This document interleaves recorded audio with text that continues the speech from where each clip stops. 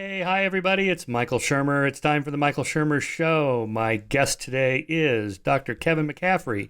He's a professor of sociology at the University of North Texas and the author or co-author of 5 books and co-editor of Theoretical Sociology, The Future of a Disciplinary Foundation, and series co-editor with Jonathan Turner of Evolutionary Analysis in the Social Sciences. In addition to these works, he's authored or co-authored numerous peer-reviewed journal articles and handbook chapters on a variety of topics ranging from cultural evolution to criminology to the sociology of empathy. His 2 books include Cultural Evolution, here it is, The Empirical and Theoretical Landscape, love that cover, and The Dance of Innovation, Infrastructure, Social Oscillation, and the Evolution of Societies. Along with Ananda Said, he's one of the 2 chief researchers for the Skeptic Research Center, so you'll recognize his name from that. And I had the honor of serving on his dissertation committee for his PhD thesis on the rise of the nones, those who hold no religious affiliation. Kevin, nice to see you. How you doing? It's nice to see you, Michael. I'm good. Yeah, so we were just talking off air, and you and I have had this conversation a number of times since you've been through the job market and you've worked your way up to tenure and so forth. How has sociology changed over the years, and have you seen that kind of influx of diversity, equity, and inclusion movement in your own field? Absolutely. So this is something that starts to really rise after World War II with something called the Frankfurt School, at least in the social sciences. And these guys were avowed Marxists, and they needed to explain why the revolution hadn't come. And so they appealed to all kinds of subliminal influences from the media and from various thought leaders in society. And so people were basically self-oppressing because they weren't awakened yet to the um, significance and ubiquity of oppression. Okay, so this gets ported into sociology, and part of their motivation is to understand why Hitler was who he was, and their thought was is that he was just brainwashed by his own ideology, and now the American public is brainwashed not by Nazism but by capitalism. But the sort of exploitive and effects and cruelty and oppression are not unlike the other. So there's that. That's the academic influence. But you always, what I've realized, Michael, is that you always need a catalyst in the mainstream population, or this poison doesn't influence the culture. So the catalyst, I think, was the election of Barack Obama and the media needing to explain opposition to Obama. So Obama's clearly brilliant, an accomplished lawyer, just very open to compromise and discussion with across the aisle. He was in many ways a fantastic president, but there was resistance to him from some Democrats, from a lot of Republicans.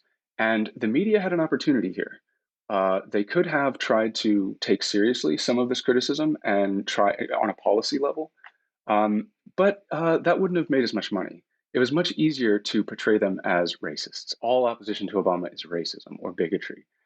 This simplified the real issue, which was that, of course, people can have policy disagreements with Obama like they can have with anybody. But instead of reporting honestly about the nature of much of this disagreement with Obama, which I think had a lot to do with nationalism versus globalism as an outlook on the world, they caricatured it all mostly as racism. And the Tea Party came to be the face of the Republican Party despite being a minority of that party. So that was the catalyst. And Zach Goldberg, who's just got his political science PhD, has done fantastic work on this about how the media shifted how they talk about politics to be much more, even than it was before, dichotomous, essentialized, black and white. The Republicans are these racist bigots, and the Democrats are these forward thinking, morally insightful beings. So there was that. And then finally, Michael, the last thing, I know this is a long answer, but there's these 3 prongs. There's the historical academic angle, there's this media angle on trying to make money, and then lastly, there's the rise of the university bureaucracy. So by some estimates, the number of administrators in universities has grown by over 250%. Now, Whoa. these individuals are mostly catering to student life, and universities have become something of a spa, something of a resort. You get your mental health therapy, you get your gym, you get your food, you get your Kanye concerts, et cetera, et cetera. And this is all very wonderful, but it turns out it has nothing to do with learning most of the time, and knowledge, and truth seeking, and learning about statistics and all of these things. So students expect to come to the university and basically be pampered and flattered. And they want to be able to pass classes by just talking about their personal experiences and their wishes and their desires for the world. And so there's this three-pronged approach, and I think they've intersected in this pathological way. Yeah. On that latter point, you said the ratio of administration to students to teachers, or something like that. It was the ratio of teachers to students hasn't changed that much, but the ratio of administrators to students has changed. Is that the Oh, major yes. distinction there? Yeah. And so Yeah. these people have to be paid. I mean, they're paid pretty well. We know how this works. You got to get your health care and all the perks and benefits and staff and administrators to support the administrators. That's pretty expensive. Is this why tuition has gone up more than pretty much any other product or service in the country? Yes. I should say that, if you look at the history of universities, they've always been retreats for the elite. Some people took it seriously, but it was always a little bit of a spa and a retreat. It's just now it's become democratized, it's become commodified and available to the masses. So, is this part of why tuition is going up? Yes, to fund the bureaucracy, the sort of rent seeking. But it's also just a matter of opening up the universities to more and more and more people. And there's obvious financial incentives to doing this. And actually, university rankings in many cases are predicated in part on the amount of publications of students and how many students they graduate. Ranking is in part based on that.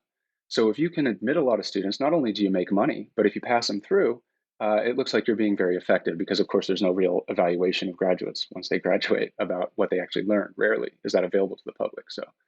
So yeah, it's a desire to make money, and now they have to fund this huge bureaucracy as well. Yeah.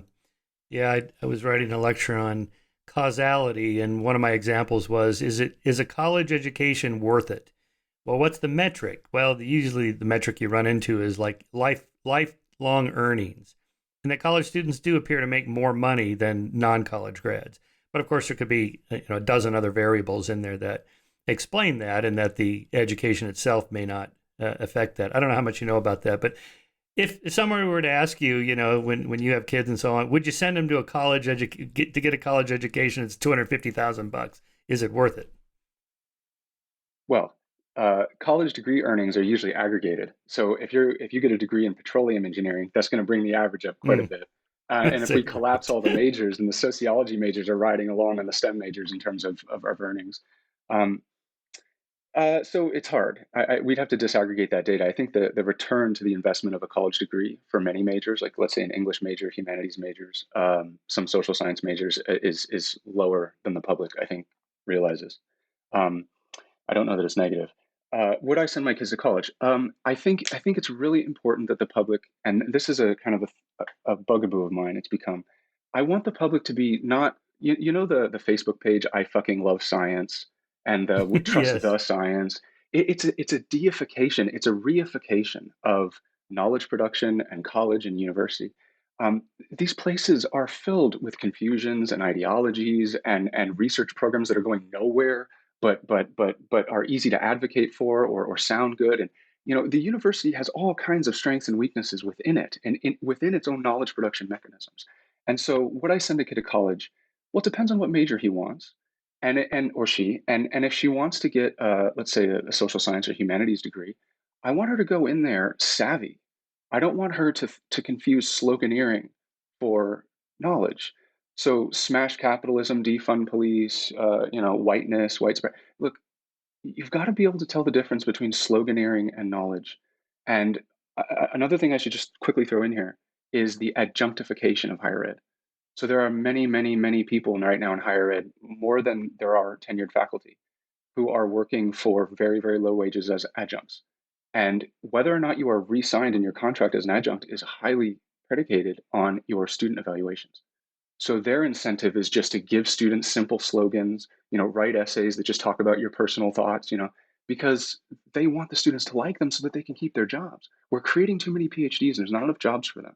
And that's a whole separate pathology. So to answer your question, Michael, I would send my kid to college, but I'd care about what major they got. And I would teach them to be savvy about professors and about the academy and not just take it, um, not just appeal to authority throughout the whole time. Yeah. This cosmologist astronomer I know, Sabine Hassenfeld, who's coming on the show with her book on physics, posted on Twitter a few months ago her grant to study black holes and its relationship to the Mm. origins of the universe was sent back, in which the granting agency said you didn't include a statement about diversity, equity, and inclusion, and how this research is going to help people of color and minorities and so on. And she posted this on Twitter and said, "What the fuck do I say? I mean, what my research has nothing to do with this. What's the words I need to plug in there? This just sounds crazy." It's it is ridiculous, Michael. It is stupid, and it often doesn't apply to many projects, to many research projects. But here's what I do to keep myself optimistic. I look at this as a next step in the loosening and opening of institutions and societies. We're trying to appeal to the largest possible audience, and now it's a global audience, um, and it's only going to become larger in the short term. So I see this as a kind of a mass appeal that can have ridiculous consequences, a desperate attempt at a mass appeal. But you know, I try to be optimistic about it because really it does seem to me like ideology, and it does seem to be having a more negative effect on knowledge production than positive. But the upside to this is that I think there's just this desperate appeal to try to market your work to everybody, to try to make it relevant to everybody, and there's something basically good in that. It's just been taken to ideologically extreme places. Yeah. Well, we just hired a dean of diversity, equity, and inclusion at Chapman University, and this is one of the most bucolic, liberal, open, friendly, nice, just pretty white. I don't. I've never even heard of any. Well, somebody painted a swastika somewhere on some building a few years ago. It's like the only one I've heard of. So I'm just wondering what did these deans do? Because it seems like colleges and universities are amongst the most liberal, progressive, the least likely where you're going to encounter members of the KKK or the Proud Boys are going to show up, or anything like that. So, I mean, is it kind of a virtue signaling? Look, we're totally on board with moral progress, and we want to do our part, so we're going to hire this person to show. Or are there really just incidences I don't know about, and there's bad things that happen, and we still have a long ways to go? I think it's easy to forget the intense duality of human nature. So foragers trade with others, but they also raid others, and there's a lot of violence in foraging societies. We're very tribalistic. I think life has become extremely stable and secure, and I'm so grateful for these things. And I would appeal to work like yours, the moral arc, work by Pinker, Hans Rosling. Many people, several people have done this work, not enough. I wouldn't even say many.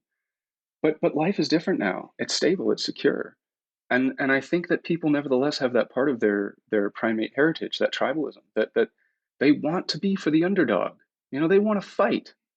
It speaks to something deep. It's not just mental illness. And I don't know if we'll get to this, but the whole trans thing, is it a social contagion? What is it? Yes, Is it yes. just a more accepting environment? Part of it's that it's a more accepting environment, but part of it is that trans is a political identity. It's an underdog identity.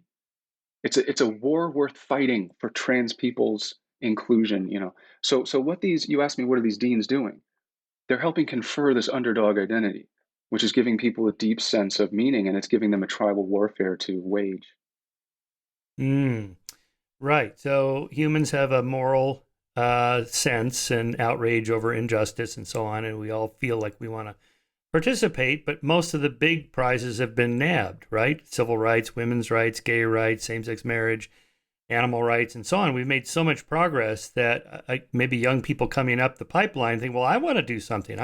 Where's my 1776 moment, like the people at Right, January 6th insurrection said, or I want to be like Martin Luther King Jr. and get out there and march. right, Right, but the like yeah, the Pride month. This is Pride month, and right, the Pride parade was last week, and it's no longer really a big thing to be gay or lesbian anymore. It's like, well, that's so old school now. That's done. Now, what do I got right, to be, and what do we got to march for? Well, trans, right? right, So maybe right. that in part explains some of that. It's always been like this too. So Marx was not. This is all basically. So you're dividing the world into the oppressed and the oppressor, and the reason for people's life circumstances is because of external oppression. So this is just Marxism, just remade, reimagined. Um, it was always like this for Marx. He had a hell of a time convincing the working class, and this pissed him off and angered him. It was the Parisian coffee houses. where the people had time to sit back and talk about ideas. They loved Marx. It's always this view of the world, this essentialist good versus evil view of the world, highly politicized, highly abstracted. It's always appealed to people who I think had not enough of daily struggle, and maybe we're looking for some more cosmic, more existential struggle. I don't think this applies to all cases, but I think this is a real important thread. Right. So, well, yes, but that at some point, if you're infringing on other rights that are already won, this is part of the pushback against the Right. trans movement that people like Abigail Shrier, and I just recorded an episode yesterday with Helen Joyce, who wrote this book called Trans. And she's a feminist. But now she's a TERF, I guess.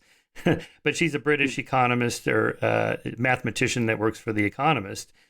She's a smart cookie and really did a lot of research on this book. But her main thesis is that, this is kind of taking away women's rights. What happened to women's rights? This idea that men can identify as women and walk into a changing room with naked women, or a spa like the We Spa incident here in Los Angeles, or prisons worse, where rape culture goes on, and of course then sports. That so at some point you just end up with conflicting rights. So there's the rights of trans. Yes, trans rights are human rights. Yes, of course. You shouldn't be fired from your job because you're trans. Yeah, okay, I support that. But what happens if it's conflicting with some other right that was already hard won, like in the case of women's rights? Then what do you do? Right. Oh, there is a huge strain of conservatism in Marxism that nobody ever talks about. I'll show Hmm. you how it manifests here. Yes, I think a lot of this, what you're talking about, the Leah Thomases, there's a lot of internalized homophobia. So if I have a son, a very what we would call kind of traditionally conservative gender role attitude, if I have a son and my son wants to play with dolls or wear a dress or wear makeup, um, that's because he's a human who's curious about the world and he's curious about expressing himself in a different way. That probably means he's smart. If I have a girl that's more of a tomboy, that's okay. Girls vary in what sort of activities they like, how much they overlap with the boys. This does not mean my daughter is a boy. It does not mean my boy is a girl. It means that there is variance in human beings. And so I think it's fascinating. And this ostensibly woke progressive ideology, you actually have this extraordinarily rigid view of gender, and you'll see the same thing with race. You'll see the same thing with a lot of their um, uh, concerns. But I think they don't deserve the mantle of liberalism. They're not liberals.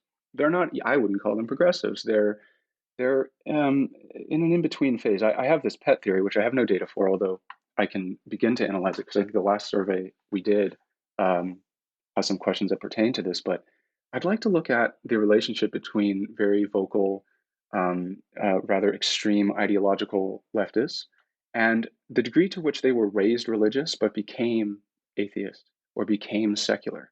So that they have this sort of religious way of looking at the world, this essentialized good versus evil, dichotomous sort of way of looking at the world, but it's shorn of the religious cosmology. They've rejected the superficial religious dogma, the supernatural beliefs of Christianity per se, but they've maintained this heuristic way of looking at the world. Um, and they're pissed off because their parents tried to shove religion down their throat. And so they feel that power is oppressive and they have all these intuitions about how the world works. And it's really just a function of secularization. It's people coming out of strict religious traditions and trying to interpret the world and doing it in a pseudo religious way, almost unbeknownst to them. That's funny, yes, because you studied the rise of the nuns. We were Yeah. all hopefully hoping they would join the Skeptic Society and subscribe to Skeptic Magazine and support Richard Dawkins Foundation and so forth. But it looks like maybe and I thought, well, some of them will go to Deepak Chopra and become Western Buddhists or something like that. Now it looks like they're going to the BLM anti-racism religion, as John McWhorter calls it, or as you just said, the kind of woke progressive religion. It is kind of a religion, right? I mean, without the supernatural. Yeah, this is another thing, Michael. Religions change. So, as technology changes, as transportation technology changes and communication technology, so religions today are more decentralized. There isn't going to be a localized church that everybody goes to. It's going to be decentralized. It's going to be in, across university campuses or across media outlets or something like that. Um, it's not going to be supernatural anymore. It's impossible to grow up in 2022 and go to the doctor when you get sick and have an iPhone that has the world at your fingertips. It's impossible to live in this world, this technocratic world, and be intensely supernatural day to day. We'll still find it, but the rates are going to be going down.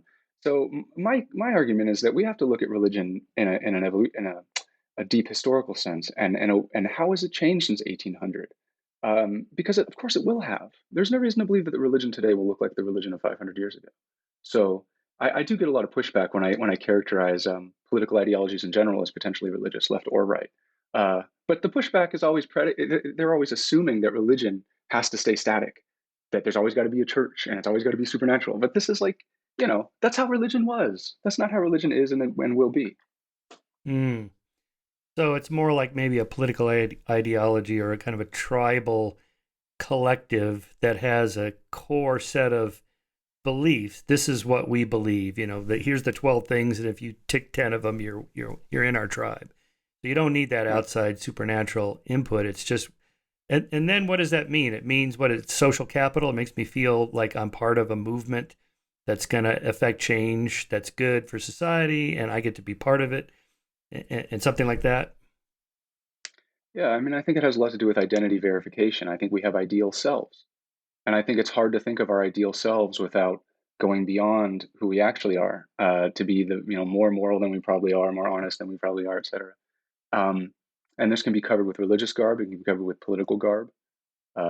It becomes a problem when it gets tied to this outgroup that needs to be defeated and demolished and overwhelmed. And that's the where it gets bad. But I think we all have idealized selves. It's just not all religious or political. My ideal self hopefully would have to do with my family or my kids or taking care of my parents. And but I would have to consciously do that because I can get all politically riled up too and feel superior to everybody. But it's just not good for you. Yeah. Yeah, I am worried about the extreme polarization of the last few years. It does seem like it's worse. Is there sociological data on that? I mean, I'm old enough to remember Watergate in 1968, and boy, it was contentious back then. And then you read about, President Jefferson, Thomas Jefferson, and John Adams. They hated each other. The election of 1800 was horrible. Is it really worse now? Is it a recency effect? Do we have data to really quantify that? Yeah. Elite polarization is most obviously worse. You can find studies where mass polarization. So by elite, what do I mean? I mean people who work in media and politicians for the most part is what we would mean by elites. They and education. So education, media, and politicians. It seems that people in those running those institutions or at high levels in those institutions are becoming more polarized because it's their job well, let's say it's not their job, but it's become their job, unfortunately, to monetize the poor character and bad intentions of their adversaries. Um, uh, but it's not most people's job to do that. It's most people's job to show up and put in a good 8 hours, whatever that is, filling an Excel sheet or digging a ditch. It doesn't matter. And they go home to their kids, and it's just their job isn't to monetize the apparent sinfulness of the other political tribe. And so elite polarization seems to be increasing more than mass polarization. In fact, we have some data on that from the Skeptic Research Center, which we can talk about, that where we show that we have tolerance measures. So we ask Democrats, what's the party opposite to you, and they say, okay, Republicans are the party opposite to me. Okay. How would you feel if a Republican was dating a family member of yours? How would you feel if a Republican moved in next door to you? How would you feel if a Republican was a local elected official? And the level of intolerance is very low. Most people are tolerant. And this is a representative sample of the population. We can't find high levels of intolerance. You have to start chopping them up by how extreme left they are, how extreme right. But if you just look at a representative sample, they're not intolerant. They have other things to care about. And frankly, you know, you have to be able to interact with all kinds of people in life. I think the ability to occupy specialized niches and go to specialized restaurants and this is going to be correlated with income. It's going to be correlated with class, this elite class that's becoming so polarized. I think everyday people have a harder time avoiding those that they disagree with. You got to get along with people. Mm. So I would But if divide you, but this if question into, yeah. But if you ask those same questions of, let's say, the Fox News journalists or the CNN journalists, or people at the Wall Street Journal who or journalists at the New York Times, or you ask members of Congress, how would you feel if your son or daughter were dating somebody in the other party? My guess is you probably would then find more polarization, right? Those are the elites. Yeah, yeah. And a good article on this is called Partisan Dehumanization. So there is some evidence of Mm, dehumanization. You can find it in the masses, you can find it among elites, but it's there. It's a concern. I just think it's much more a concern among elites, and it's just going to slow down our political process. That's its biggest consequence. mm. Yeah. Yeah, you talked about the hatred of Obama and the meme that it was race related. Well, Right, exactly. It's just that it was an easy trick in the bag to call all of the opposition to Obama racist. It was a cheap trick.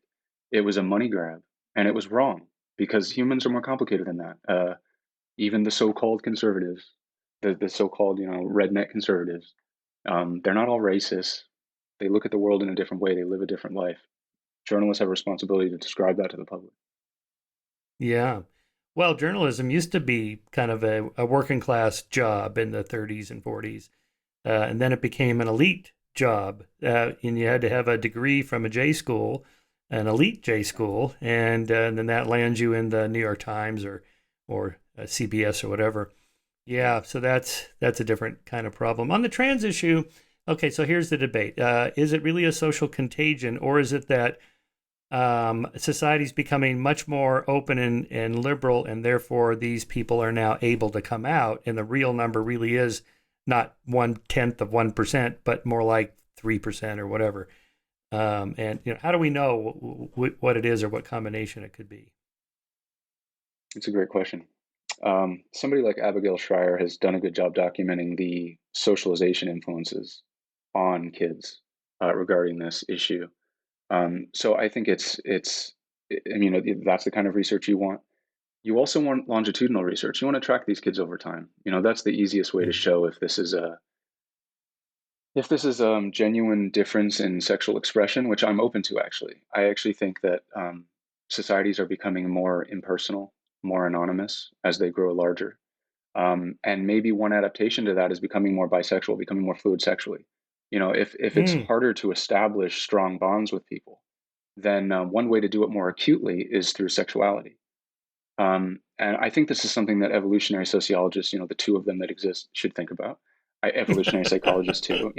Sexuality is a potent way to establish a bond. It's a way to establish a bond quick and fast and meaningful. Um, so, bisexuality might be a means of social cohesion in an increasingly large and anonymous and dispersed society. So I'm open to that possibility. I think honestly, you need longitudinal research. You need to look at the socialization influences. Um, and you need to look at what kids are getting from this, good and bad. Are they able to make friends easier when they say they're bi? Stuff like that. It's not about their self-identification so much as the consequences of that identification in their social networks and so on. And right now we're just focusing basically on the mental health aspect. Right. If you identify, if you're by yourself in your room and you don't tell anybody, then that cuts you off from the social glue that you get Right. from interacting. So much of this appears to happen online in these social media communities where there'd be no point in coming out as whatever if no one knows. I mean, kind of the whole point, it seems to me, is that I get to tell other people about it. Then you get love bombed. Oh, you're so courageous and you're so wonderful and open. And, we want to encourage this so that encourage and other people can see that. So this is how the social contagion thing kind of takes off. And yeah, so I have a friend and a colleague who's the couple have let's see, a 19-year-old and a 23-year-old, both of whom, two women, two girls, females, whatever. One has decided she's gay, and the other one has decided she's trans. And of course, they sat them down, wanted to talk to them. Of course, we love you, we accept you, whatever you are. But are you sure? And so I just asked a few questions, and it was like, oh, mom, you don't understand. Everybody in the class is something. It's like Yeah. to be a cisgendered straight person would be, it's like that is so boring, and who wants to do that? So Yeah. that's kind of a data point in the social contagion explanation rather than biology. Yeah. Yeah. And I think, there might be another issue here, which is that we're not really teaching people very much in school, in college. We're passing people through, and those people become teachers. And maybe even at K through 12, it becomes easier to be a sloganeer, a purveyor of slogans and a purveyor of causes than a purveyor of knowledge. So, I mean, I see it. I'm a professor. We pass people through all the time that we shouldn't. This is true at every university I've ever seen. It's called credential inflation. It's something happening worldwide. The consequence of that is that our kids will suffer. They're going to get a less rigorous education, and I've learned that where education is less rigorous, you get a lot of slogans, a lot of causes that start to come up all over the place. It's very interesting how they compensate for one another. So there's that dynamic. I think there's just a lot going on. I think the rubber meets the road when you have trade-offs with rights. In the case of women's sports, I think that's a clear case where something that might be an expression of greater love of humanity. I mean, we get the Declaration of Human Rights relatively recently, the idea bubbling up in the 1800s.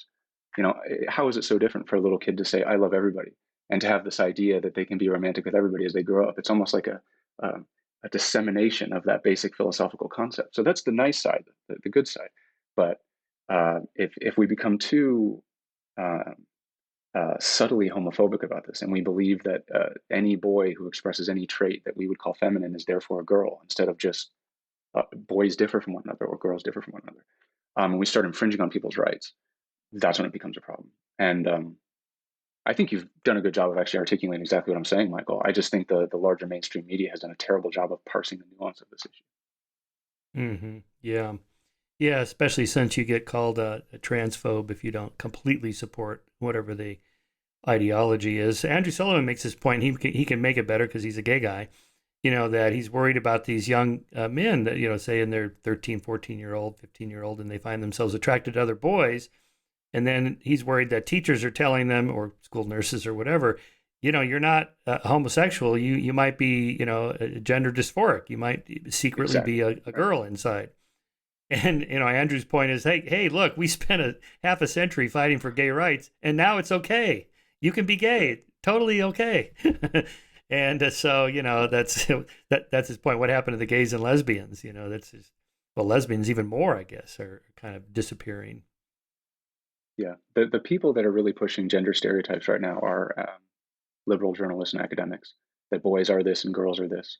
Anybody who knows the data, there's a spectrum. There's different means around a variety of traits, but there's just so much overlap. And so, in a classroom full of boys, you're going to get an incredible spectrum of behavior and interest. In a classroom full of girls, you're going to get an incredible spectrum. That doesn't mean the one is the boys are girls and the girls are boys. It doesn't mean that. We don't have to impose those categories. I think most people know this intuitively. It's academic jargon that pushes us toward the possibility that we're wrong. Yeah, this idea that gender is whatever you want it to be. There's this movie, Matt Walsh's movie. I haven't seen it yet. What is a Woman? Where he kind of does a Milo Yiannopoulos kind of thing, where he puts the camera on people and he does a little bit of a gotcha, where these academics and activists can't answer the question, what is a woman, right? So if it is whatever it is you say it is, then if you're a male and you want to transition to being a female, what is it you're transitioning to? Right. If you've They don't just know. if you've just said there is no definition, then why bother? What's the point? Yeah. Well, this is social constructionism. It's solipsism. It's incredible sophistry that's been allowed to persist in academia. It's incredible. It's just not allowed. It just has somehow. It keeps surviving. No, I haven't seen Matt Walsh's documentary. I've heard about it.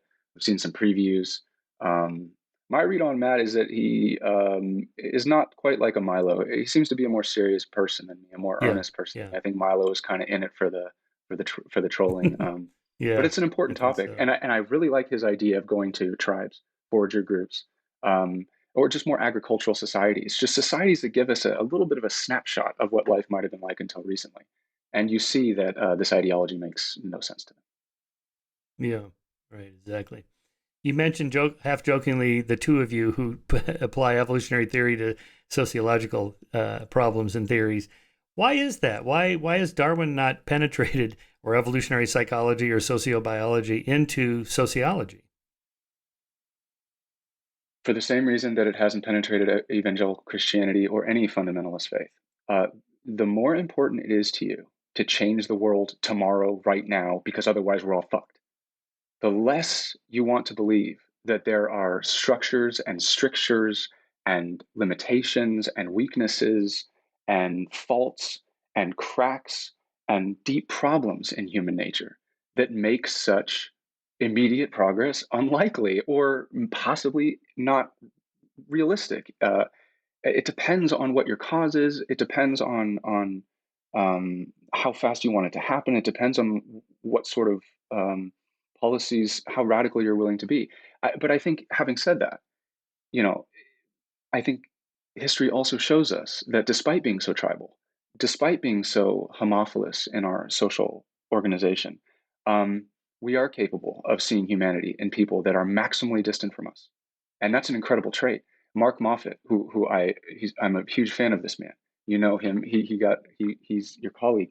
Uh, Mark points out that it's impossible for a chimpanzee to go into a room with unknown chimpanzees. So there will be no chimpanzee Starbucks where chimps come in and out and they don't know each other and that doesn't happen. It does with human beings. We're able to fundamentally understand a deep sense of sharedness, a deep sense of we-ness.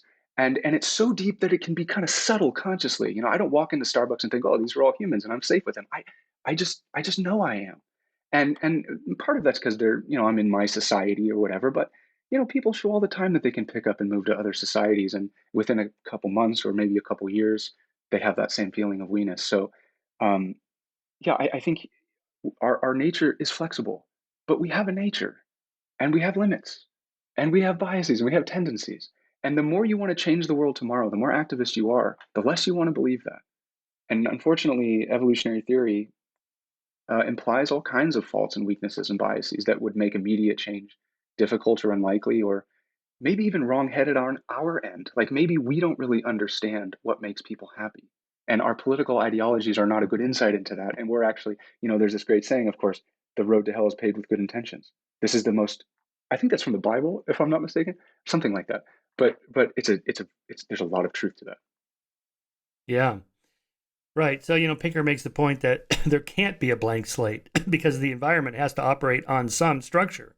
And that, the brain is a physical being. It's a physical organ made of stuff, and we know how it's built through genes and so on. There has to be a genetic component. I guess what you're saying is that the fear by, let's say, social activists is that if there's any genetic component and genes take too long to change, we're not going to get our social change we want next week if it's going to take 10 years or 20 years to get there through slower means. Yeah, and not just genes, but just biases, cognitive distortion. So, like, confirmation bias is going to make it harder to be right about what policy we should have. That's going to be true for liberals. It's going to make them harder to be right. It's true for conservatives. It's going to make them harder to be right. So, if I'm a passionate conservative or a passionate liberal, I'm sure about what policies we need to do, and I'm all riled up. I need to account for all of these. And there's a suite of biases. There's hundreds of biases, depending on how much we want to parse them. So, you've got to account for all that shit before you should be as confident as you are imposing this policy on society. You better be damn sure that you know what you're talking about. And I think evolutionary theory is what's causing us to focus on the importance of these biases and how they distort us. Because social constructionism would just say, I'm a blank slate. So if I just read the right media and I read the right writers, then I know truth. It's a very subtly flattering belief to be a social constructionist, but it's not true. Right. So this is the point conservatives make that I tend to agree with, the kind of Burkean, Burkean conservatism, sorry, that, we spent centuries or even millennia developing these social institutions and structures, which your books deal a lot with, before we just burn the whole system down and throw them away. Let's look at what worked and keep the ones that work, and then slightly, legally, slowly, gradually change the ones that need fixing, abolish slavery and torture and so on and so forth, and we'll get there. But be careful. I can put a fine point on your point, Michael. Um, During the summer 2020 riots, the mantra "defund the police" was everywhere.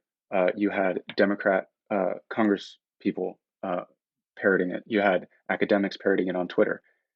An actual survey of African Americans showed that 81% wanted nothing to do, and there were actually several surveys that show something similar, want nothing to do with defund the police. That doesn't even make sense, right? Why would you take away public?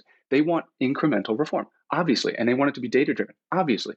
So, but, you know, incremental reform, data driven incremental reform, and cross partisan debate is so much less energizing. There's so much less emotional energy than defund the police, smash those motherfuckers, right? So, it's not virtuous to have that feeling of we're going to change things right now, and that's not virtuous. That's dangerous. And the people who stand the most to lose will tell you that. Yeah, my line on that is, an activist slogan, what do we want? Slow, gradual legal change. When do we want it? Eventually. No one's going to get out of their chair and go down to City Hall to march for that. Yeah, but that's the reality. That's the reality of it. Yeah, yeah, yeah. So, yeah, well, yeah, Noam Chomsky made that point, that defund the police, just handed it over to Fox News and Hannity and Carlson. You just gave away, to the far right. It's what really needs to be done, right? I mean, so let me just ask you about that. Since you were a cop before you got into academia, right? I forget how many years you did that as a job, Well, I should clarify. I and should clarify. So I yeah, I was a police cadet at a police department, and then I went through a police academy. So from that experience, so I was not a sworn officer. I thought it was an interesting experience. So I went to a police academy in Monterey, graduated from the police academy, went back to that department for about 3 months, and got accepted to college in Northern California, and I left. So a police officer in only the most surface sense, but yes, I went through an academy. I worked at a department for a short time yeah, as a cadet. interesting.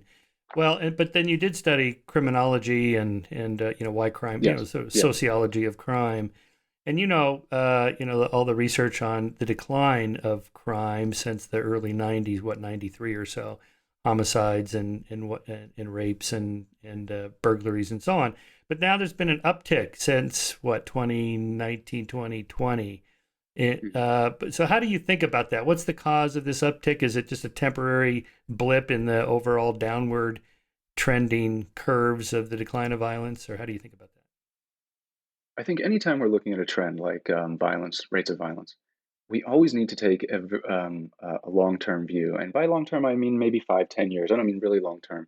But many of these sorts of distributions of behavior, especially rare behavior like homicide, are sawtooth distributions. So depending on the year you look at, it's going up and then it's going down. But if you zoom out, you see this long-term decline, even though it's sawtooth throughout. So, is this uptick a substantial one, like what we saw in the 1980s? Maybe. I don't know. I think that what we should be doing as social scientists is noting the increase and drawing on our existing explanations for what might be going on here and looking to historical uh, examples of this. So in the 1960s, you had similar, not, I don't know if they're similar, I mean, that's something to talk about, but you had riots and you also had a rise in crime. I think, economic recessions tend to be associated with rises in crime, inflation. Inflationary periods tend to be associated with rising crime. Unemployment tends to be associated with rising crime. A disruption in people's routine activities in general, like what we saw with the pandemic, that's disorienting. It can cause all kinds of fallout in many different ways. If it was hard getting along with your wife before and then you got to spend all day with her in the house, just things, superficial things like this, where maybe a divorce happens when it wouldn't have otherwise and raises the stress and the economic um, stress of the person. So I think we just want to hold off on being too confident on whether or not we're. I'm sure the journal or the magazine articles will be, crime is spiking and it's going up forever, and these super predators, and we're probably going to get more of these narratives. But as what the 1990s taught us was that crime can drop like a rock. Um, we still live in the arguably the most peaceful period in American history. It's not as peaceful as it was 5 years ago, but the most peaceful general period compared to prior decades. So crime is still relatively low. That's the first thing. It is going up. But we have existing explanations to try to grapple with that. And it doesn't mean that it can't start to go back down um, as the economy recovers and people go back to work and they start living their routine lives before the pandemic hit. So it's just Yeah, I hard to wonder say. I if don't there's have a good a answer for you, Michael.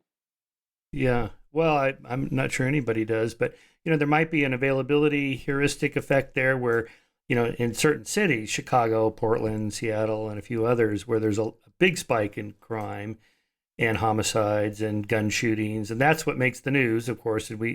But if you're walking around some quiet city that doesn't have that, you should not be worried about getting shot as you're walking down the sidewalk. And so maybe there's a power law, like 90% of the uptick can be accounted for by 10% of the places where it happens, and the other 90% of the places there's no uptick.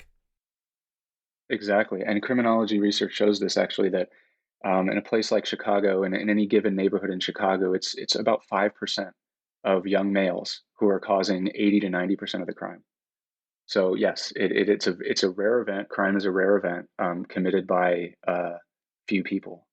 So when it does go up, it's really hard to put your thumb on why it is, because it's so few people driving it relative to the population. So few people. Yeah.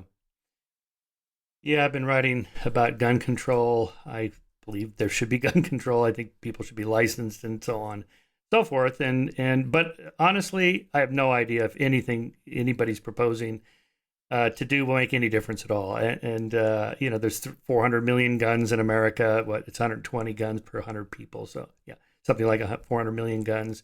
And there's never going to be a buyback or a turn in like in Australia. Just not going to happen here. You'd have Waco and Ruby Ridge every weekend. People say, just Yeah. go ahead and try to come get my guns, right?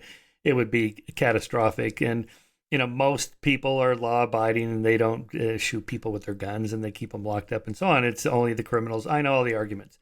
But I'm curious to know what you think. Is there any hope to do anything, maybe reduce the carnage a little bit? I don't know. It's just, to me, I just sometimes just want to throw up my hands. Oh, it's tough. First, about the gun buybacks. In the cities where this has been tried, Oakland, for example, Richmond, there are different cities. It turns out that people turn in their broken guns. So they do give you their guns, but it's the guns that don't work. Okay, they keep the guns that work. So That's no, it really doesn't funny. work. Um, what do you do? Okay, so your point about the prevalence of guns in the population, I think, is very, very substantial. It means that if we stop selling guns tomorrow, if somehow we ban the sale of guns and we absolutely regulated that to perfection, you'd still have more than one gun for every person in the United States. So the dispersion of guns, the diffusion of guns that is already in place is a huge problem. In terms of what we can do, I think if you look at Democrat and Republican voters, they agree on a lot. They actually agree on quite a bit. It's the elite politicians who magnify disagreements. But universal background checks, some kind of red flag law, these sorts of things, regulating the magazine size, most Americans agree on these things. Um, and is it just a matter of some sort of critical mass of shootings till we get serious about it? Maybe.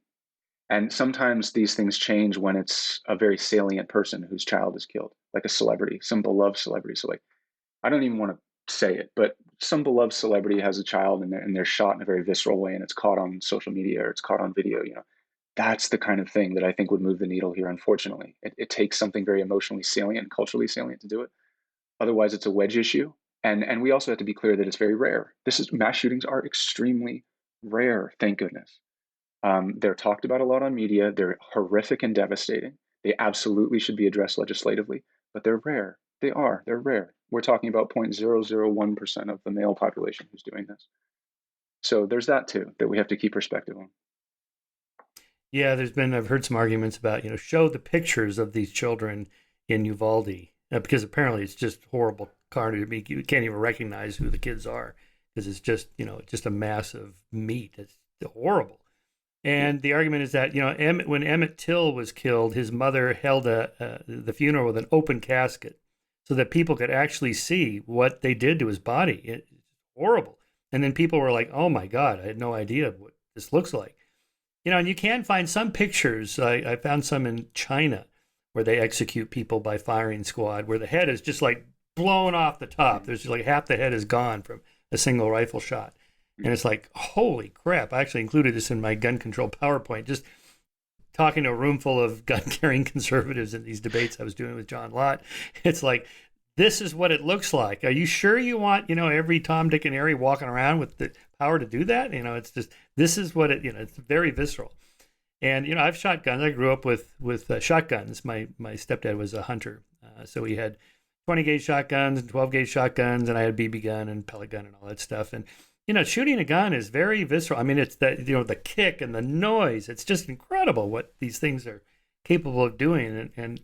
So much of the debate is a kind of an intellectual, here's my 6 arguments and then you counter with your arguments. But boy, when you really get down to it. And then I was thinking about guns as a proxy for something else. So from your sociological and psychological perspective, the sense I get in America anyway is that a gun is far more than what it's being portrayed as. It represents freedom and liberty, autonomy, and I don't know what people don't seem to think about guns like they think about cars. You should license drivers, of course. And you should restrict people from flying airplanes. You got to have training, of course. Guns, oh no, that's something different. Yeah, I think there's a lot to be said for what people give as heirlooms in their cultures. And I think a culture where guns are heirlooms tells you something deep about what these things are and what they represent. And when people say they're using it for protection, we got to think protection for what? For their families, for their homes, for their properties, the things that root them to their very being. That's what you're absolutely right, Michael. As many of these things are, they're symbols for something else. They're placeholders. They're metaphors. I think that's absolutely happening here. And I realized in the academy, speaking of the academy, that everybody in there except me, but not everybody. I mean, most of the people I talked to in there had gotten guns as heirlooms from a grandfather or from a father or yeah, and they'd been shown how to shoot it by a family member. So this gun is a it's a symbol of connection, and that's the part that the liberals don't get. I think the part that conservatives don't get is that it's a matter of access. If people are depressed and angry and hopeless, and it's easy to access guns, they're just everywhere, then you're going to have a lot more shootings. I mean, that's just transparently obvious, and that's something you have to deal with legislatively somehow.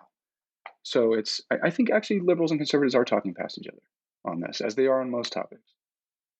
Yeah. Yeah, one of these debates, I got the impression from the audience that, because I said, 45,000 people died by gun, homicide, suicide, accidental, more than cars, and so on. But I got the impression it wouldn't matter because I actually asked the person, what if it was 400,000 a year? It's like, wouldn't matter. Well, what if it was terrorists? Was there 40,000 deaths from terrorists? The equivalent of over, 11, 12, 9/11s in one year. Conservatives would lose their minds. I mean, they would, triple the budget for the Homeland Security. They'd basically, put the Constitution and all its rights on ice for a while until we get to the bottom of this problem. And they'd, basically cancel all the amendments except the second one, as I joke, Mm. right? Because of the Well, guns. But again, it's a different problem. Why is it that if 300 Americans die from terrorism, conservatives go crazy, but if it's 40,000 people from guns, well, that's different. it's a good question. It's just about their basic priors in terms of what they're prioritizing, and I think it's not an easy problem to solve. But you mentioned the media and the pictures of the carnage that these things can do. I think it tells you something how serious a country is about dealing with problems by how they talk about them and how they depict them. I mean, you can't even swear on our news programs. Showing mutilated pictures of bodies would be fuzzed out like we're children. Um, a big part of this debate will be visceral. It's not going to be abstract and about logical argumentation. It's going to be visceral, and it's going to be about this salient cultural figure that suffers this that we can identify with that kind of thing. So I do think the media we shouldn't glorify the shooter, but we should be very very transparent with the public about the consequences of this stuff, and it's gonna horrify people and it's gonna make them sick, and it needs to. Yeah. All right, let's talk about the development of your. Let's talk about your theory about the development of human culture and institutions Mm. and so forth in your two books. Let's start with apes, since you mentioned we're apes. Basically, we're bipedal primates, and we evolved in these small bands of a couple dozen individuals, and then you transition to Utsi and the Iceman who was murdered, and how chimps are very violent and so on. How do we go from there to where we are now? What kinds of institutions and other social technologies evolved, and how did that happen? Yeah, okay, so the answer to this question comes from a strange place. It's child rearing and childbirth. So humans, the gestational period for human beings is something like 15, 18 months. It's hard to know for sure because they have to come out at 9 months because the size of the cranium is so large. It's too large for the birth canal.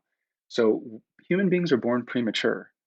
Compare us to a lion or an elephant, where they can get up and stumble around basically. Human babies can't even lift their own heads. Okay, so what that means is that in order for our species to survive, And then we can talk about, why that is, why humans are born so premature. There are a lot of things going on, but but just given that brute fact, um, and I think this has been most interestingly made by Stephanie Preston, who's a student of Franz de Waal. She has done great work on this.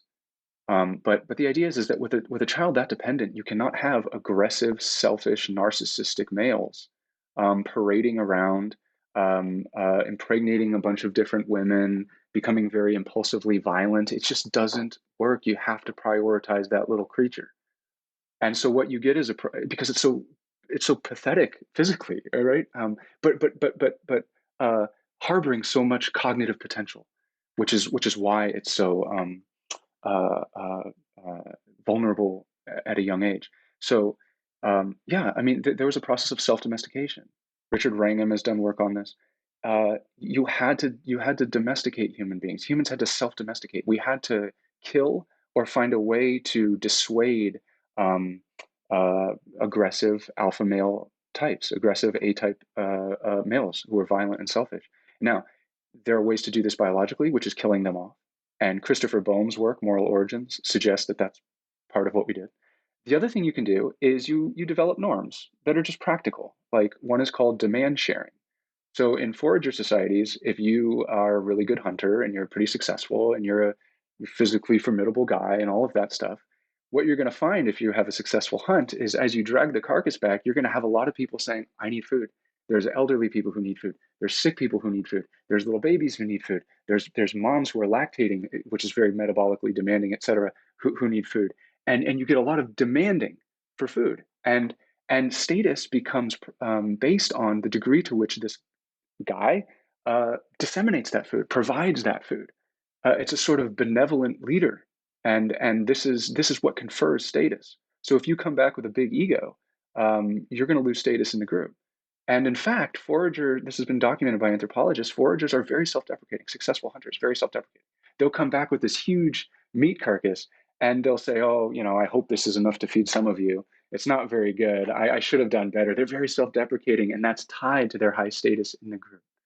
So you have this biological selection killing off particularly aggressive males or abandoning them. And there's cave art of I'm sure you've seen this, of the spears and Yeah, the arrows. in Yeah. a person on the ground, right? Probably an aggressive male.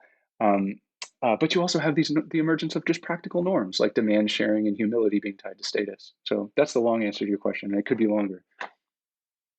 Oh well, that's it. But that's just step one. So, like, just to put a fine Yeah, point on Boehm's research, why are they doing this? Well, because for a cohesive group to be successful, if you have one bully, one guy that's just he's either mean and he beats up on other people, or he steals stuff, or he's just a slacker. He just doesn't pull his weight, and he's a problem. Well, they start with gossip and talking about him and trying to shame him, make him feel guilty. But there's some people, that 1 to 3% psychopaths, they don't give a shit what anybody thinks about them. And so at some point, Christopher shows, you just take the guy out on a hunt and you come back without him. Where'd he go? Well, we're not going to talk about that. He's gone. And also, he also made the point, it's hard to kill somebody. It is a big, massive, aggressive male. It's hard to kill him. So, it helps if you have a dozen guys that pile up on him, or you shoot him with arrows or whatever. But it also distributes the guilt and also the moral culpability. No one of us is to blame, like the firing squad, where no one knows who actually killed him, right? So right, then there can't be revenge by that guy's family against the killers because everybody was in on it, something like that.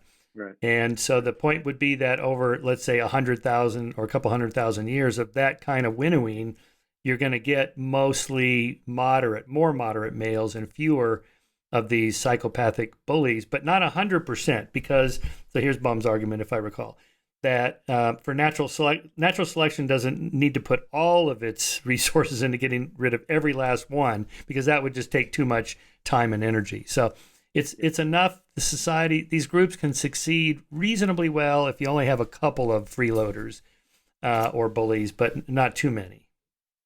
Yeah, and the carnivory, by the way, humans are more carnivorous than other primates, and the meat and the fat helps grow this big prefrontal cortex, which confers impulse control. And so there's this coevolution of genes and dietary habits. The other thing, though, I would say that I have not seen anybody investigate, but I would love to see more of, is when it comes to why humans are so empathic, um, apparently, or capable of empathy, is the effect of endurance hunting. So the way that foragers, the way that our ancestors hunted animals, was we'd get like one spear in them or two spears in them, but these are super athletic animals that we're hunting, big cats, let's say, and so they take off, or deers or whatever. And so they run and they're injured, but we chase after them. We are the long distance runners among primates. It has to do with our diaphragm and our bipedality and other things. But we chased animals down. We watched them die. We watched them get tired. And there are some accounts of foragers like thanking, giving some kind of appreciation to this animal as it's limping along because it's got a spear in them. We're chasing it down and it's getting tired. That's a very intense way to hunt. It's not like a lion where it's a jump and a throat grab and that's that. It's slower. It's more emotional, I think, and there's a certain humility in it. Like there's no way we could have caught this animal. We had to injure it and chase it down. So there's the ways in which how we got food um, encouraged a certain empathic responding or a certain perspective taking. I think could be more investigated than it is, or maybe someone has looked at it and I just don't know about it. But I find that idea fascinating. Yeah, I had an article in Skeptic I published by Louis uh, Leidenberg. Maybe I'm mistaking his last name. Sorry. Anyway, he's a long distance tracker and a historian of science. So his argument is that this kind of tracking involves the tools of reason and hypothesis testing like scientists use. So if you see the animal, the kind of the footprints of the animal here at this time of day, and the sun is over there and the shade is over there and there's water, we can infer that he probably slept here and then moved over there and then he went over that mountain range over there where there's caves, he can whatever. And they're kind of, so then they check and then they follow a little bit and check that hypothesis and then retest it and update their priors to see, if we get in a Bayesian kind of problem, he's probably over there, probably not over there. And then that's kind of the basis for human reason. I think a compelling case can be made. I wouldn't say that there was one basis for human reason, but that certainly Yeah, is one yeah, of yeah, them. yeah, Yeah, yeah. yeah, yeah, yeah. All right, so how do we go from these tiny bands to larger tribes and chiefdoms and states and nations and so on? What kind of institutions do you have to have? Mostly warfare.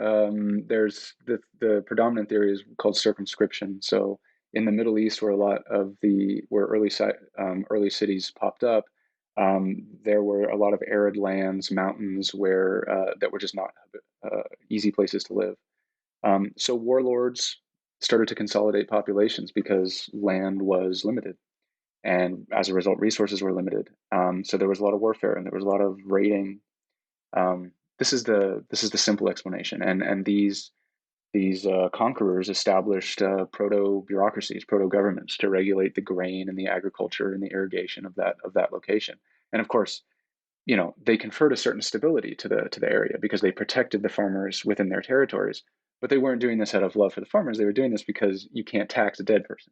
So so they had to keep the farmers and the agriculturalists safe and the laborers safe so that they could tax them, if not with money, then continue to use their labor to build things. So I think the early origins of states, I don't disagree with the mainstream take that it was a result of very life-giving and usable rivers, the Tigris and Euphrates rivers in the Middle East. So this drew people along them. They created little settlements, but eventually they realized that they couldn't keep expanding indefinitely outward. And this was an incentive for conquerors and warlords to try to consolidate territories and establish bureaucracies. So, the first signs of order in human societies were probably driven by war and conquest. And self-interest of leaders. But I would say, Michael, that um, the dawn of humanity, that book, um, where the argument is what's the author's name? I forget his first name off my head, Yeah, off here the I top of got my it head. right here. Dawn of everything. Dawn of everything. I'm sorry. Yeah, here we go. Yeah, yeah. So I want to just be Right. real clear that it might sound like an interesting book, and I would recommend it, and it challenges how I think about things, but I don't think they're right. But I don't think it was just this linear process of warlords conquering territories and establishing bureaucratic hierarchies, and that before that there was no such thing as hierarchy, there was no such thing as extreme differences in leadership and influence in society. These things cycle through society, so there's a long term. If we zoom out far enough, we can see a general trend over time. But if you zoom in on any one society, the amount of hierarchy, the amount of concentration of power varies. So there's this group called the Kachin who live in Myanmar, and they're agriculturalists. And Edmund Leach studied them, an anthropologist in the 1950s. And what he found was that this society cycled between periods of strict hierarchy and loose hierarchy, periods of power centralization and power decentralization, um, periods of myths that justified discrimination and the lower status of some family lineages, and periods where the mythologies didn't do that. So societies do vary back and forth into how hierarchical they are, how centralized their power is.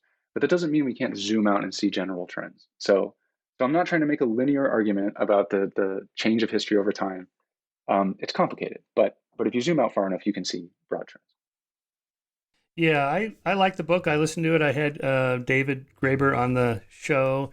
I set it up this way. I read him a passage from one of my articles in which I'm quoting Jared Diamond and his calculations from his studies of hunter-gatherer peoples of Papua New Guinea. A small band of 20 people generates 190 possible dyads, or two-person interactions, 20 times 19 divided by 2. Small enough for informal conflict resolution, but increase that 20 to 2,000 and you're facing 1,999,000 possible dyads, 2,000 times 1999 divided by 2. Here, a 100-fold population increase produces a 10,000-fold dyadic rise. Scale that up to cities of 200,000 or 2 million, and the potential for conflict multiplies beyond comprehension, and along with it, the laws and regulations needed to ensure relative harmony and efficiency. Here's Diamond in Guns, Germs, and Steel. Once the threshold of several hundred below which everybody can know everyone else has been crossed, increasing numbers of dyads become pairs of unrelated strangers. Hence, a large society that continues to leave conflict resolution to all of its members is guaranteed to blow up. All right, so I read that to Graeber, and he says basically that's a bunch of bullshit. And that's the standard line that everybody's always believed, but it's not true because, and then he basically quotes from his book about all the different kinds of archaeological sites that don't seem to show that kind of hierarchical structure, that somehow these groups found a kind of egalitarian horizontal structure way to solve human conflicts and everything. Yeah. So, okay, let's think about it from 1800 to the present. So, the available evidence indicates that people are becoming more individualistic since 1800 with rising energy capture, access to technology, access to education, etc. They're becoming more individualistic. Hierarchy is seen as less of an intrinsically good thing. Egalitarianism is the norm, or the ideal norm. Um, that doesn't mean that from 1800 to present day, hierarchy hasn't become temporarily more salient in society, that nationalism hasn't risen and fallen in various societies. So, societies, the point they're missing is that it's possible for societies to vary in their organizational hierarchy, in their centralization of power, in the rights they confer to individuals, um, while still being a smaller component of a larger long term historical trend toward loosening hierarchy, greater egalitarianism, and so on. So societies are, of course, not static. They're constantly cycling back and forth. Um, but you can still zoom out and see long-term trends. So from 1800 to present day, have just been becoming more individualistic. Um, all the available evidence seems to indicate that. But that doesn't mean you can't have a rise of a nationalist or a populist in your society in any given several decades. So, societies tighten and As we've loosen seen. back and forth. Yeah, exactly. So that would be how I think about it. Yeah. Well, you're not an archaeologist, so maybe that's not fair. But I guess the question is what does the archaeological or deep historical record show about human egalitarianism? Are we really egalitarian by nature, or is it kind of enforced by the norms of these small groups that you will redistribute, you will be fair, or else, like Christopher Bowman's research, and or is it a little bit of both? We can be altruistic and pro-social and cooperative under the right conditions, and if it's the wrong conditions, then we're not going to be that way. It depends on the context. So, under conditions of threat or uncertainty, or where resources can be easily monopolized, you're going to see stronger hierarchies. You're going to see more inequality. And you mentioned archaeology. Well, the findings they have are things like house sizes. So during periods of famine or a war, it seems that house sizes become more unequal. You have very, very large houses and you have very, very, very small houses as a measure of inequality. Or you'll have, you know, exotic oils and flowers and rocks and things put into children's tombs, children's graves. Now that child, they're like 6 or 7 years old. They couldn't have done anything to deserve all these riches, right? So that's an indication of like inheritance, that wealth is being just sort of given down to certain children but not to others. So archaeologists do have a read on this, and it seems that humans can fluctuate. We can be very hierarchical, and domineering, and think that inequality is completely justified and that other people do not deserve opportunities. And we can think the exact opposite. And the more threatened we are, the more worried we are, the more our material security is threatened, the more our identities are threatened, the more we will think that hierarchy is a good idea and that some people probably should be held down and that some people probably don't deserve opportunities. So it's a Yeah. very flexible nature. I think human nature is just it's marked by its flexibility. Yeah. Nicholas Christakis, in his book on the blueprint for humanity, has that section on the databases tracking shipwrecks over like 400 years from like 1500 to 1900, where these people would just end up on some island. Well, the only reason we know about it is because some of them survived to tell the story, and more or less. And so the analysis shows that in the case of that, where it's very stressful, we may not make it. The horizontally structured groups that were more egalitarian were more likely to survive. The hierarchical, where maybe one of the officers from the ship is in charge, and he still acts like he's in charge, and it's a hierarchical structure. They don't do as well. So that would speak as evidence to what you just said. It's very flexible, but depending on the conditions, some strategies are really better than others if the goal is just to survive. Yeah, yeah. Hierarchies will coordinate and organize information, but they will also limit what counts as information and what is considered as relevant information. So yeah, I think hierarchies have strengths and weaknesses, and certainly in a ship where you have just a few people that you need, um, it's going to be particularly salient. Yeah. And Well, there's Nicholas been, Christakis is a fantastic sociologist, by the way. yeah, he's great. Yeah. Well, this, the Lord of the Flies, and this is the way humanity really is without the veneer of civilization keeping us in check. And then that's criticized, saying no, no, no, and then they bring that example of those boys that were trapped on an island, I don't know, back in the '60s or something, and they're still alive now, and they survived, and they were very egalitarian, and it's like this false dichotomy. You see, the Lord of the Flies thesis was wrong, and this is the correct thesis. We're really good as humans, and this guy wrote a book about it, and it's like that's just way too simple. I mean, sometimes the Lord of the Flies is how things turn out, Yeah, and sometimes the other way is how they turn out. yeah, totally agree. All right, so let's talk about fission, fusion in primates and humans. This is a core component of one of your books here. What Yeah, is fission, fusion? How does that work in groups? yeah. So throughout all of sociology, the focus has been on states of integration or states of differentiation. And the thought I had, as economies get larger, occupations become more specialized and niched.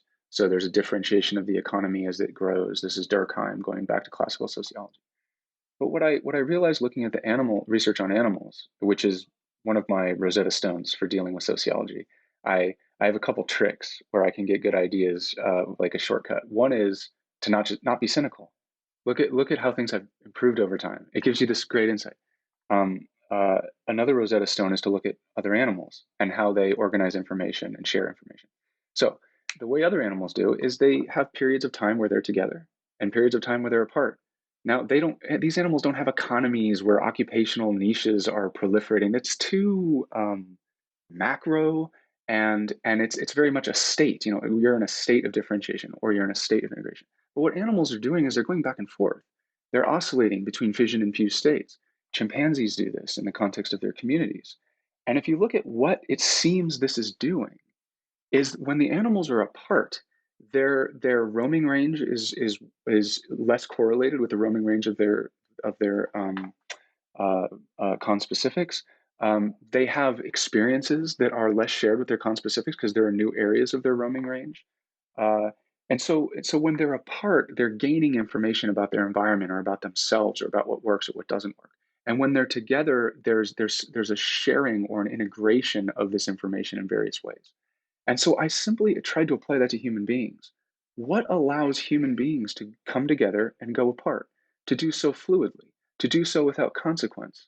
Um, because if you're too fused, uh, what counts as a good idea or a good strategy will be limited to a strong and closed group identity. You want groups to be porous. But at the same time, if people are too separate, if they spend too much time apart, they'll fail to grasp how to treat one another or how to relate to one another. They won't have enough shared understanding. So fusion states enable fission states. When we're too close to one another, we get kind of bored because we keep hearing the same thing over and over again, and there's not enough novelty. It's too predictable. It's stale. So fusion states motivate fusion states. And when we're apart, we feel kind of adrift. And am I on the right path? It, is my experience representative of something general? And so fission states motivate fusion states. And so you have this oscillation occurring. And and I realized that that's how groups think. It's not just individuals who think, it's not just individual brains who think. Groups think as groups. And the way they do that is by dispersing and collecting information and by coming together and integrating and coordinating that information. That's how groups think as groups. And and so I became interested in, well, if that's true, and groups can think more or less accurately, more or less rationally, then what influences this fission fusion oscillation? What enables that increasing group accuracy? Um, and I think it's infrastructure. It's access to increasing levels of energy capture. The simplest example is just irrigation, which was the most important form of infrastructure in the ancient world for early cities. What you see as soon as irrigation canals get dug out, you see groups of people, camps of people settling along these areas. And cities can be maintained because every individual person doesn't have to collect their own water. Now they can come to the city and just hang out and talk, fuse, and they'll have a stable source of water there. They don't have to individually collect it with their family. So, and at the same time, they can disperse and they can come back and they can be sure that that supply of water will be there. So, I think what infrastructure is doing is it's increasing the fluidity and openness of our fission fusion oscillation. And I know there's a lot of jargon there, but what I really mean is that we are becoming, have been becoming, if we zoom out large enough, and it's a nonlinear change historically, but if you zoom out far enough, you do see a pattern where it's becoming easier and easier to come together um, in a short-term context or a long-term context, depending on the goals that we have, and to go apart and to have individual experiences separate from other people that speak to our personal interests. You know, I'm not spending all my day collecting water or hunting for food. Um, I can now work at nighttime because we have electricity. So these are all allowing me to have new experiences, new ideas, new thoughts separate from my compatriots. But because we have electricity and waste treatment and water, we can also create these little mini ecologies called university departments where I can come together and share my insights that I had when I was separate. So this is what infrastructure is doing. It's increasing the openness and the rapidity of our fission fusion oscillation. And I believe that it's making us more accurate about each other and about the world. Yeah, I think you're right. You know, infrastructure is one of those things you don't notice it until the electricity goes out, for example, Right. which happens here in the area where I live. I live way up in the mountains above Santa Barbara, and there at Southern California, Edison is replacing the poles up here because they're from like the 1940s and they're a fire hazard, right? So, you know, it's like your power will be out, you know, between 9 and 6, and often it's like 9 to 9. And it's astonishing. It's like, oh my God, I can't, you know, the water heater doesn't work, the pump, because I have a pump for a well, and now I don't have water. And oh my God, I'm just going to go down to the gym and just work there all day because at least they have water Right. and Yeah. electricity, you know. So, like, and that, I guess, is the way you want the infrastructure, right? Where you don't notice it so that you can just go about your day doing other stuff. And that's how Yeah. progress happens. Marshall McLuhan, the great media theorist, said that media was an Yeah. extension of our central nervous system. Well, I think he got it partially right. Media is, but it's infrastructure that's an extension of our central nervous system. It allows us to have new kinds of concerns relatively divorced from survival, depending on the quality of our infrastructure. New kinds of experiences. It allows us to experience more of the day. It literally just by keeping lights on. It allows us to live longer in terms of longevity. I mean, the benefits to our moment to moment experience and our moment to moment physiological state are they're subtle. And sociologists spend all their time with norms and cultural debates, and I'm fascinated about all of that stuff. But they fail to recognize that if we did not have functioning electricity or an electrical grid, or we had broken water pipes, or our refineries all broke down. By the way, America hasn't built a fully equipped refinery in a long time, which is fascinating when it comes to the oil issue. And the oil pipes are rarely replaced. We have water pipes that haven't been replaced in over 80 years in this country. Um, so the point is that it, we don't appreciate, even though Maslow made roughly a similar argument. He didn't tie it explicitly to infrastructure, but it opens up a new world of possibilities for social organization and for thinking, to be able to take for granted very basic things like our life, our safety, our hunger. Yeah, it changes our outlook on things and it changes how we associate. Yeah, I wrote an article on colonizing Mars, just kind of free associating to see what kind of structure we would need for a new Martian colony, based on Elon's ambitions, which I love, right? And so maybe you start off with a couple of astronauts, then you have a couple of dozen, then you have a couple of hundred, and he's talking, well, we need to send 1 million people. And then Paul Krugman wrote an interesting op-ed the other day in the New York Times about that wouldn't be remotely enough people to have. If you want to live like we live today with a modern economy and all the goodies and infrastructure and all that, you need like 100 million people. And I thought, oh my God, that's right, because of all the stuff that I don't even think about. And if you plop down 10 of us on Mars, it's like that all goes away. Right. And we just spend Right. all of our days just trying to produce oxygen and water and food. Yeah, these are evolved structures. That's the other thing. If you look at an infrastructural system, it has components, but it has discrete components, precisely organized components. And they've been developing for long periods of time. With something like electricity or an electrical grid, it's relatively new. But even in something like roads have been developing for millennia in terms of the materials that we put in them to make them keep them kind of bouncy and resistant to pressure. But roads are huge. If you have pitted roads in an ancient city, you're not going to get goods. You're going to have carts overturned. So just simple things like this. You mentioned Elon Musk. The fact, I think it's here's a subtle but incredible fact.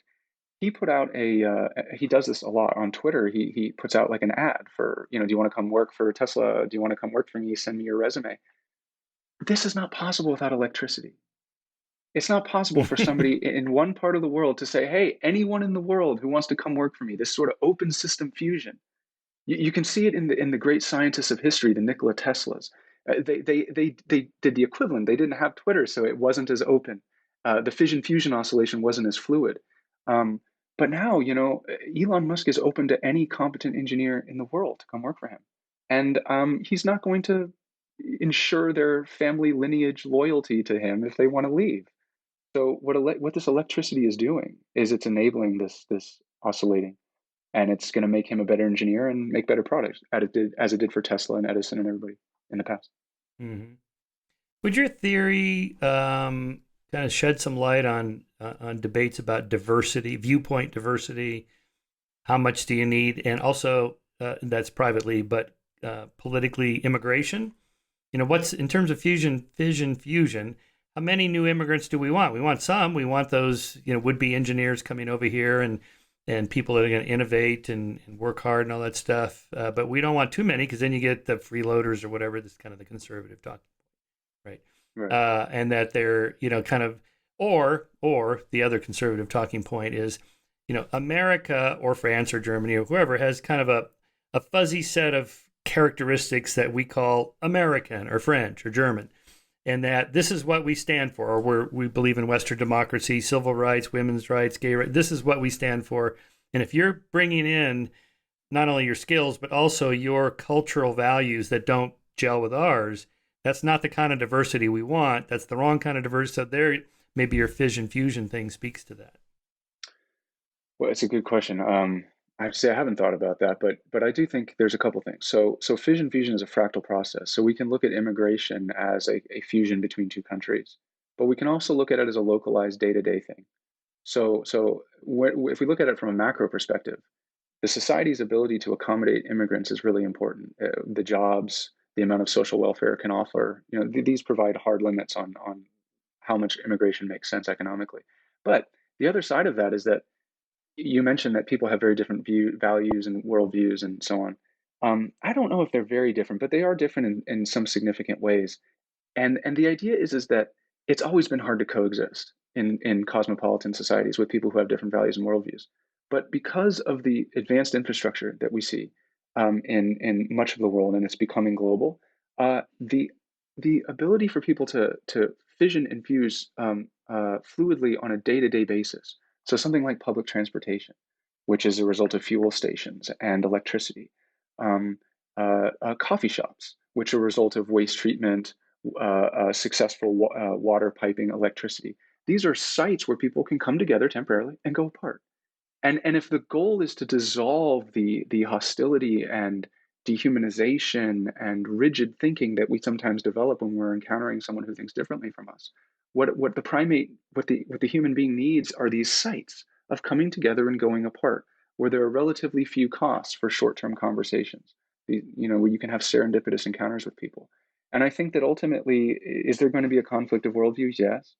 But the way to blend worldviews, the way to find compromise is to have societies that have various sites, various locations, various places where people run into each other and have short conversations and then go apart and then think about it. And then maybe 2 weeks later, they meet someone else who was an immigrant, from a different country but has similar views, and they talk to them. This is it's not a process that happens overnight, but it's one that can dissolve the moral superiority and moral certainty of people.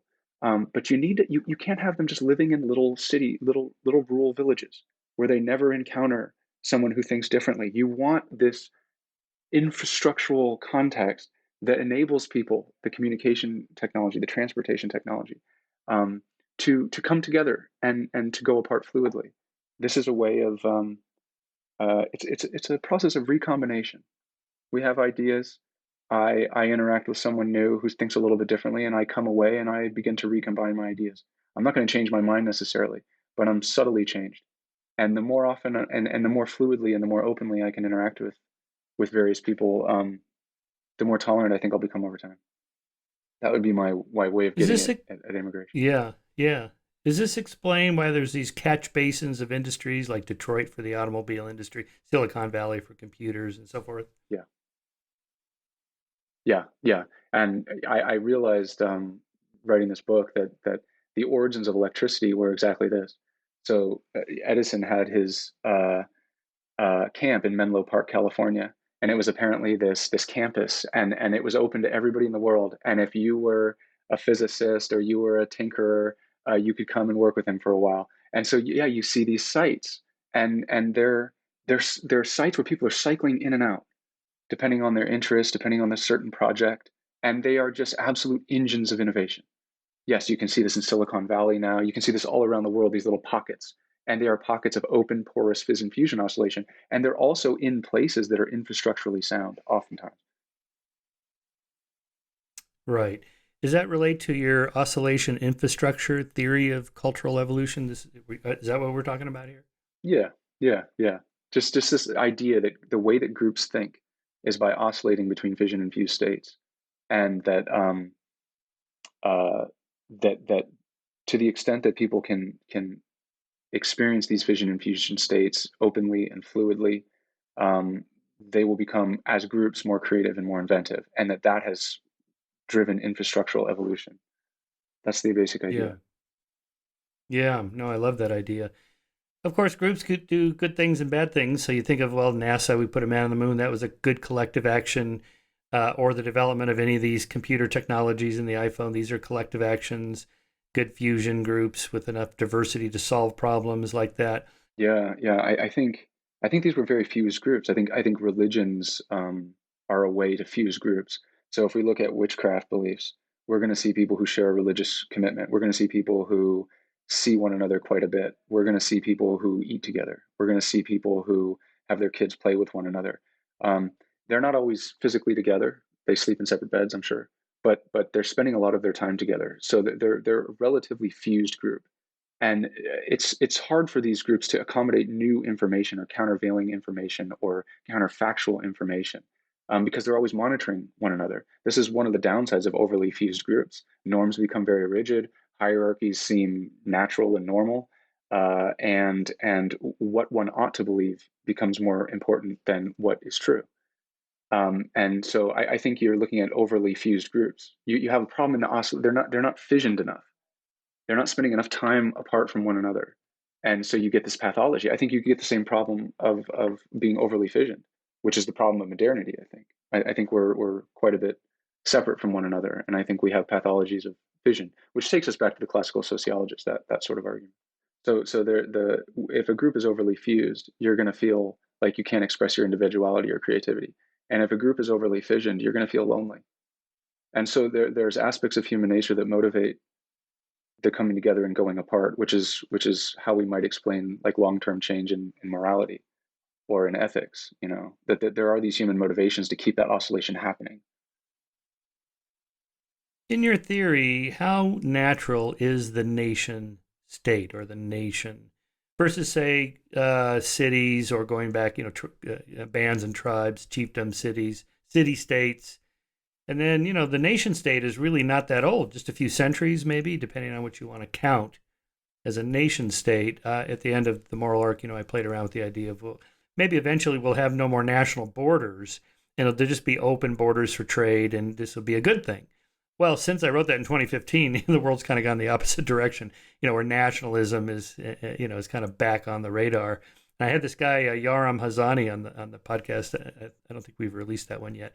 But his book is Conservatism, a Rediscovery. And his complaint is that conservatives have been corrupted by this Enlightenment kind of humanism, or, well, that's what I called it.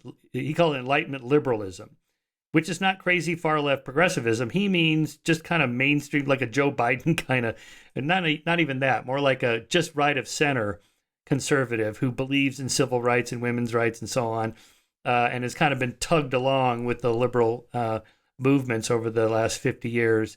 He thinks that's gone too far. We need to get back to the good old days, with more hierarchical structure where people knew their place, and that particularly the transmission of values through religion, family is super important. He has 9 children, and so he lives what he believes. Right? He's an Orthodox Jew living in Israel, and and this really helped me understand that I have misunderstood what conservatism is, at least that brand.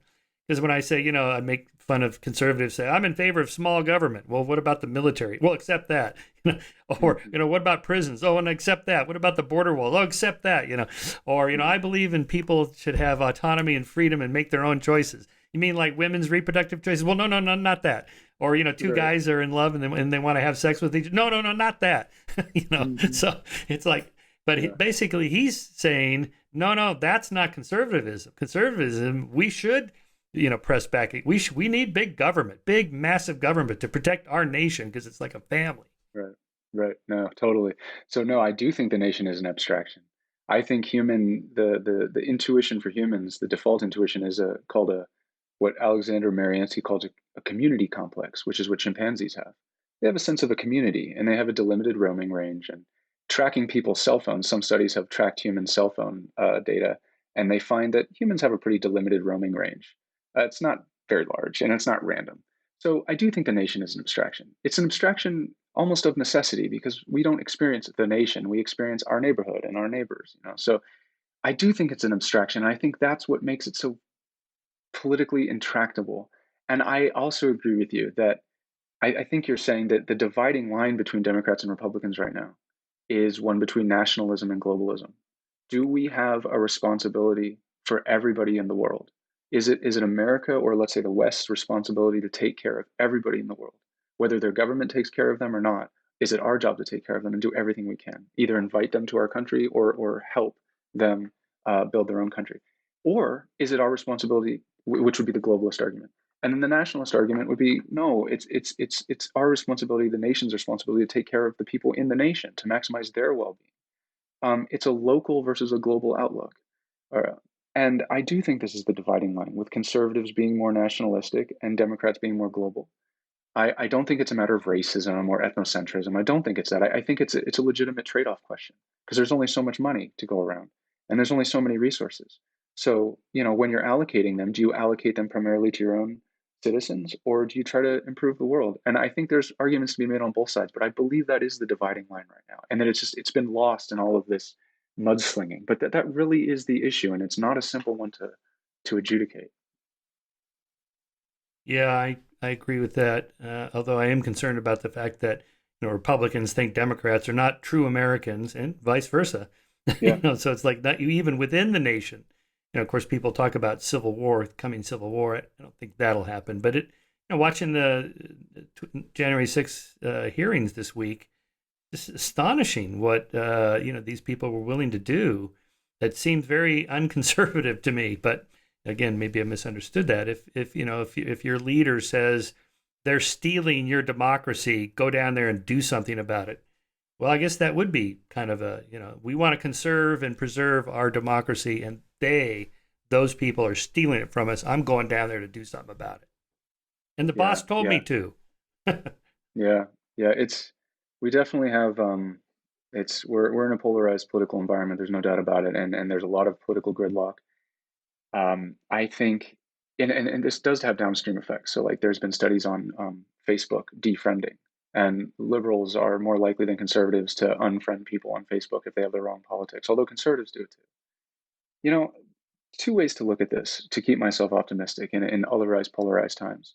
One is that healthy systems can accommodate extreme fluctuation. So, a healthy person can take an ice bath in the morning, can go for a long jog in the afternoon, can take a nap in the late afternoon, and then can go out dancing in the evening. If you were just to look at their physiological profile, you'd be like, "Oh my God, look at this variation! It's coming apart. The system's going to come apart at the seams." No, it's able to accommodate that fluctuation precisely on account of its health.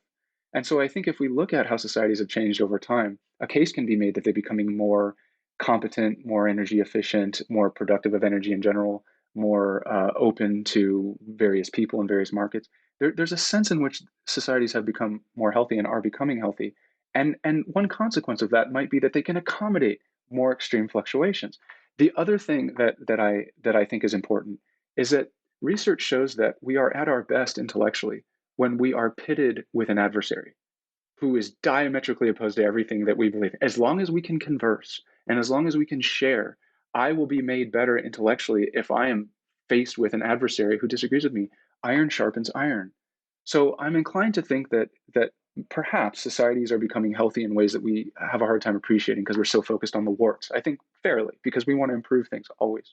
But we forget that the healthier the system, the more variance and fluctuation and instability it can accommodate, and that in fact it might be making us smarter. It might be making us more concerned with the logic and rationality of our arguments. And so there might be short-term bruises but long-term benefits to this sort of cultural discourse. There's a certain uh, hopefulness in seeing people on Twitter arguing with each other, even though it's going to be a cesspool and it's going to be ad hominem, and I mean, we're talking about people, but they care about politics, and they care about making sense, and they've never had greater access to data via the internet. I mean, just the internet as a piece of infrastructure, undersea cables, this is an incredible transformative ability to fuse with people temporarily on Twitter and then come away. Give an argument, get a response, go away, think about it, come back. Hmm. The oscillations Yeah, I picking like up that. speed, is becoming more open. We'll become better thinkers. I think social media is largely positive. I'm not on the bandwagon and that it's, the apocalypse is coming and government needs to break up the companies and regulate the, I don't think so. I don't see it. Maybe I'm just too old and I don't do that much except for Twitter, but I don't know. It seems to me there's too much of a recency effect. In 10 years, it could be Twitter's, no one's doing Twitter anymore. They're doing X, whatever that is. Right. And we'll have moved on. And, for the most part, that kind of interaction is good. Yeah, I was going to mention our latest issue just came out this week on the abortion issue, in which I commissioned a pro-life argument, which most of our readers, either don't know what the arguments are, or they just dismiss them out of hand. I commissioned Dinesh D'Souza's daughter, Daniela D'Souza, Gil D'Souza to write it, and she wrote it long, thoughtful, articulated. Here's what half of Americans think. So if you say I don't know any good pro-life arguments, well, you haven't spoken to any pro-lifers then because they have arguments. And their argument is not we hate women, right? That's not their argument. And so, likewise, if you say I don't know anybody who voted for Trump, well, then you're not getting out enough, right? Because half the country voted for Trump, almost halfway. 75 million. That's a lot of people. So you can't say they're all in a cult or they're all delusional or they're all racist. It's just not possible, or they're ignorant or uneducated. It's not possible for 75 million Americans to be characterized that way. Yeah, I think it says more about that person's unsubtlety of thought than it does about their understanding of the other side. Yeah, right. Right. So your take-home lesson is get out and talk to other people. Yeah. Fission and then fusion. Yeah, you don't have to worry about uh, food and safety and security the way that our ancestors did. And that enables a certain coalescing and disaggregating that is exciting for people. It satisfies our desire for novelty, and it can grow our minds. I think the thing about social media, though, is I think John Haidt might be onto something with the effects on young teenage girls. Oh, It well, that seems to part, be yes. concentrated there. Yeah. So there Yes. might be, Yeah. I think social media is on balance a positive. Definitely, I don't have any doubt about it. I think it's improving our everything, even though it looks like a cesspool. It's having Yeah. subtle benefits that are hard to see. But it might, on targeted populations, it might really, really be damaging, and as all things Yeah. probably are. Yeah. So, yeah, Yeah. Yeah, right. Like with the trans thing, it's not right, in a sexually reproducing mammalian species like ours. It's not possible that half of a high school class is, not straight, cis, and et cetera, or trans or bi, just not possible. So there's obviously something else going on there, partially driven by social media. All right, so let's wrap up here, Kevin, and give us. You've just talked about the last 10,000 years or more, actually even more. yeah. Let's look at the big picture. Next 10,000 years, next 100,000 years. I love these stories. As we colonize the solar system and move out into the galaxy and bifurcate and into new species and so on. No, you don't have to go that far, but how do you see the future in terms of your model and theory for infrastructure and society? Well, I hope future intellectual historians plant a flag with works like Pinker's, with works like yours, with works like Hand Rosling, that have really started to reorient how we think about deep history. Um, the progress narrative was taboo for so long because it was just kind of stupidly and thinly Eurocentric, but it's not that anymore. Ian Morris is another great articulator of historical progress. There's also a book called The Evolution of Moral Progress by Buchanan and Powell. Fantastic book. So we have to really take seriously how life is different from the past. And frankly, on balance, it's just undeniable that improvements have touched every part of our lives. Um, and so when I look to the future, I actually see a future in which um, we increasingly appreciate the impact of differing points of view.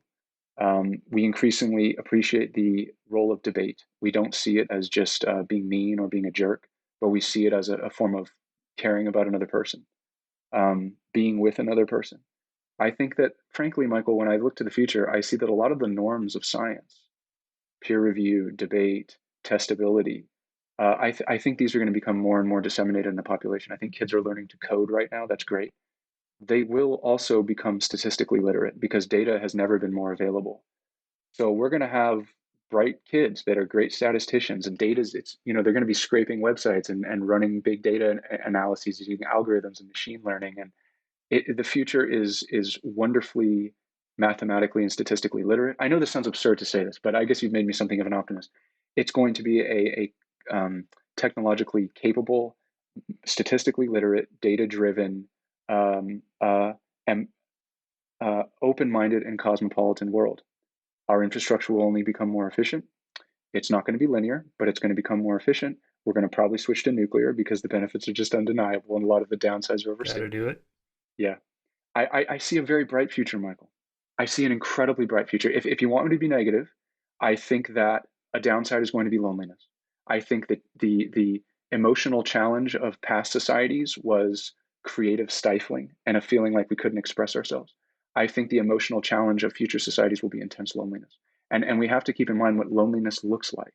What loneliness looks like is making hostile attributions to others. What loneliness looks like is impulsive anger. What loneliness looks like is avoidance of people. You think, oh, you're lonely. Why aren't you trying to be around people? No, you start to avoid people because you impute negative intentions to them to explain why you're alone. So loneliness doesn't always look like loneliness. It can look like anger. It can look like distrust. I think we need to be very sensitive to that because that is going to be the future challenge of humanity. But on balance, Michael, we are in store for the greatest human societies that have ever existed, as we are living in one today.